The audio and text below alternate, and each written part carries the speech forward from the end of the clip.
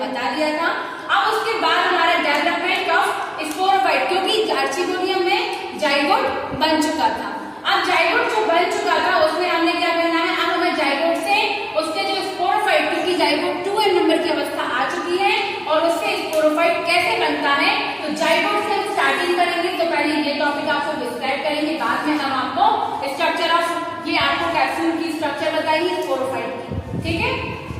तो सबसे पहले जो जाइगोट बना है 2n नंबर का जाइगोट है और 2n नंबर के जाइगोट अपने धीरे धीरे क्या होता है, अपने चारों एक आवरण की बना लेता है कुछ समय के लिए। आवरण जिसको हम कैलिप्टा कहते हैं, जो 3 भित्तियों का आवरण होता है। ये देखिए आवरण बना हुआ है 3 भित्ति का, जिसे हमने क्या बोला, कैलिप्टा कहा, जो सुरक्षात्मक आवरण के रूप में इसकी सुरक्षा के लिए कार्य करता है। अब हम बात करते हैं जो एपीफेज, तो जो इसके अंदर केंद्र जाइगोट था, जाइगोट का केंद्र में अब कौन सा विभाजन हुआ, इसमें देखिए ये कैलिप्टा की लेयर है, यह जो विभाजन हुआ, जिस विभाजन से क्या बनता है, दो अनुप्रस्थ विभाजन से 2 कोशिकाएं बनती है। पहली ऊपरी एपीबेसल तथा निचली हाइपोबेसल सेल कहते हैं। हाइपोबेसल सेल आगे डिवाइड होगी, लेकिन उसके पहले इनमें जो सेल्स होती है इसमें एक लॉन्गिट्यूडिनल डिवीजन होगा, जिसके फलस्वरूप क्वाड्रेंट बनता है। क्या बनता है, क्वाड्रेंट एम्ब्रियो का निर्माण होता है। जो क्वाड्रेंट एम्ब्रियो बन चुका है, जिसमें 4 केंद्र के 4 सेल्स है। अब क्वाड्रेंट एम्ब्रियो में फिर से एक विभाजन होगा नंबर, जिसके फलस्वरूप क्या बनेंगे, इससे ऑक्टेंट बनेंगे। लेकिन ऑक्टेंट बनने के समय पे क्या होता है, जो इसकी एपीबेसल सेल आगे जाके क्या बनाएगी, एपीबेसल सेल आगे जाके स्पोरमेटल सेल हम कह सकते हैं, इसका निर्माण करेगी, कैप्सूल का निर्माण करेगी, तथा जो हाइपोबेसल सेल है वो आगे विभाजन करके फूट और सीटा का निर्माण करती है। देखिए फूट और सीटा ये 2 पार्ट्स हैं, इनका निर्माण कौन करेगा, हाइपोबेसल सेल विभाजन करेगी। जब विभाजन अनुप्रस्थ विभाजन होंगे, जिससे क्या बनेगी, फूट और सीटा। लेकिन जो एपीबेसल सेल है इसमें जब विभाजन होगा और विभाजन के फलस्वरूप इससे क्या बनता है, कैप्सूल। ये पूरा भाग क्या कहलाता है, कैप्सूल। इस कैप्सूल का निर्माण एपीबेसल सेल से होगा, ठीक है ना। लेकिन उसके पहले ये परिणत विभाजन ये क्या करती है, देखिए इसके बाद यहाँ पर क्या होता है, पेरिक्लाइनल डिवीजन होता है, ठीक है। कौन सा डिवीजन, पेरिक्लाइनल, किसमें, एपीबेसल सेल में। हाइपोबेसल आने जाके फूट सीटा बनाएगी और एपीबेसल सेल में एक परिणत विभाजन होगा, जिसके फलस्वरूप ये बाहर की ओर एक क्या बनेगी, एम्फीथीसियम का निर्माण करती है, ठीक है। और अंदर की ओर क्या बनाती है, ये अंदर की ओर एंडोथीसियम का निर्माण करती है। देखिए एंडोथीसियम ऑक्सीजन सेल है, एंडोथीसियम अंदर की ओर और एम्फीथीसियम सेल बाहर की ओर निर्माण करती है, ठीक है। धीरे धीरे इस समय जो कैलिप्टा की लेयर थी, 3 लेयर से मिलकर यहाँ पर आवरण बन चुका होता है।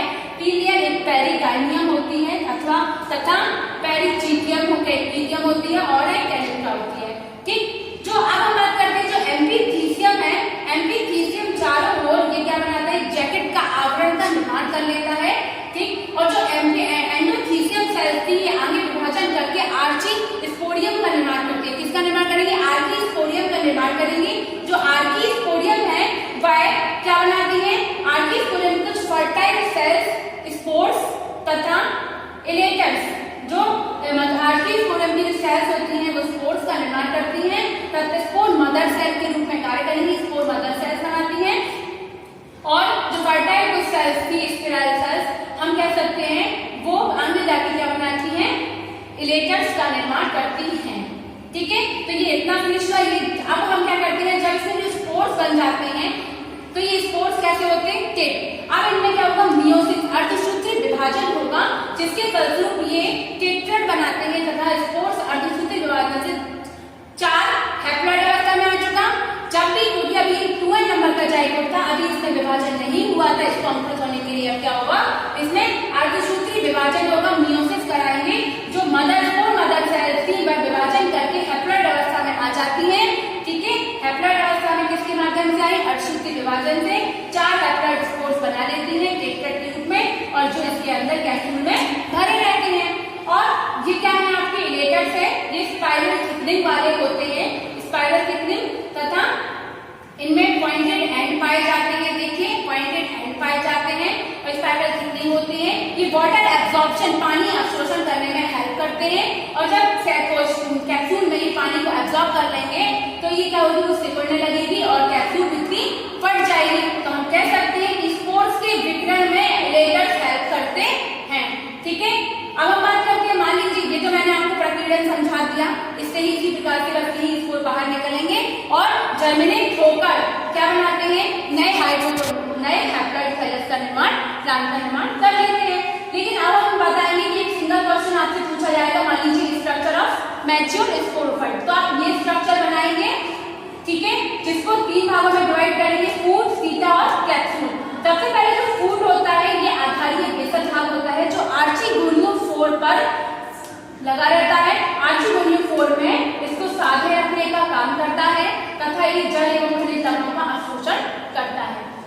सीटा क्या है, फूड तथा कैप्सूल के मध्य वाला भाग सीटा कहलाता है, ठीक है, जिसमें खनिज एवं पोषक पदार्थ कैप्सूल तक पहुंचाने का कार्य करता है। एवं जब कैप्सूल मैच्योर हो जाती है तो सीटा लंबाई में वृद्धि करने लगता है और कैप्सूल को बाहर की ओर धकेलता है, ठीक है।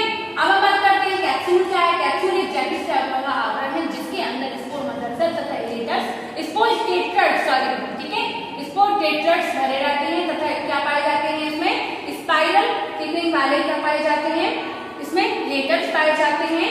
और कैप्सूल जब भित्ति फटती है तो स्पोर के साथ साथ इरेटर्स के साथ साथ कैप्सूल जो कैप्सूल और इरेटर दोनों बाहर निकल आते हैं और स्वतंत्र अवस्था में जल वायु के माध्यम से एक स्थान से स्थान पर पहुंचेंगे दूसरे प्लांट पर और क्या करेंगे, ये एक्सोस्पोरियम जो कि जो स्पोर्स था वो स्पोर कैसा था, हैप्लॉइड, इसमें एक्सोस्पोरियम बाहरी भित्ति, एंडोस्पोरियम अंतःभित्ति, यूनिन्यूक्लिएटेड एक केंद्रीय होता है, ये अंकुरन करेगा, भित्ति फटेंगी, अंकुरन करके जाइगोइड्स और मल्टी विभाजन करके जाइगोइडल सेल और मल्टी सेल्स बनाएंगी, ये अंकुरन करेगा और अंकुरित होकर नए थैलस का, नए हैप्लॉइड थैलस का निर्माण कर देगा, ठीक है। आई होप आपको क्लियर होगा जाइगोट से किस प्रकार हमारा स्पोरोफाइट का निर्माण हुआ, कैसे प्रॉपर स्पोरोफाइट डेवलप होकर कैसे प्रकार से इसमें एक मैच्योर स्पोरोफाइट का रूप ले लिया है। और जो हमारी भित्तियां पा रहे हैं ये देखिए, ये जो भित्तियां बनाई हैं ये पेरिगाइनियम और पेरिचीटियम की भित्तियां हैं,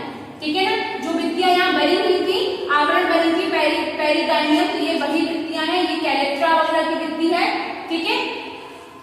और इसको हम क्या बोल सकते हैं, VS ऑफ कैप्सूल स्पोरोफाइट की संरचना, ठीक है। Thank you.